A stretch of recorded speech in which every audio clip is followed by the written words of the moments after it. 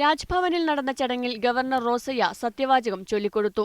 ഓ പന്നീർസെൽവം എന്നും ഞാൻ തമിഴ്നാട് அரசின் முதலமைச்சர் என்ற முறையில் எனது கவனத்திற்குள்ளாவதும் தெரிய வருவதுமான எந்த பொருளையும் Senthil Balaji, Viswanathan, Valarmathi, P Mohan, A Palaniswami, R Vaidyalingam, Rajendra Balaji, Sellur Raju, Sampath, K C Veeramani എന്നിവരടക്കം 32 മന്ത്രിമാരും അദ്ദേഹത്തോടൊപ്പം സത്യപ്രതിജ്ഞ ചെയ്തു.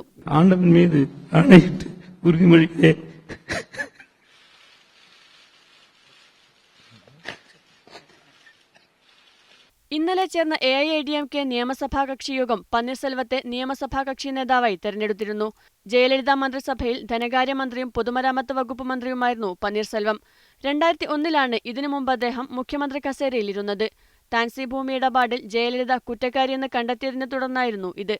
6 മാസത്തിനു ശേഷം ജയലളിത കുറ്റവിമുക്തയാക്കപ്പെട്ടപ്പോൾ പന്നീർസെൽവം പടിയിറങ്ങി. എന്നും ജയലളിതയുടെ വിശ്വസ്തനെന്ന് പേരെടുത്തിരുന്ന പന്നീർസെൽവത്തിന് മുഖ്യമന്ത്രി പദത്തിലേക്ക് പരിഗണിക്കപ്പെടാനുള്ള യോഗ്യതയും ആ വിശ്വസ്തത തന്നെ.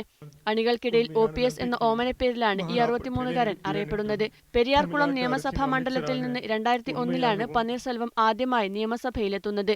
തേവർ സമുദായത്തിൽ നിന്ന് മുഖ്യമന്ത്രി പദത്തിലെത്തുന്ന ആദ്യ വ്യക്തി കൂടിയാണ് പന്നീർസെൽവം. News desk, media 1.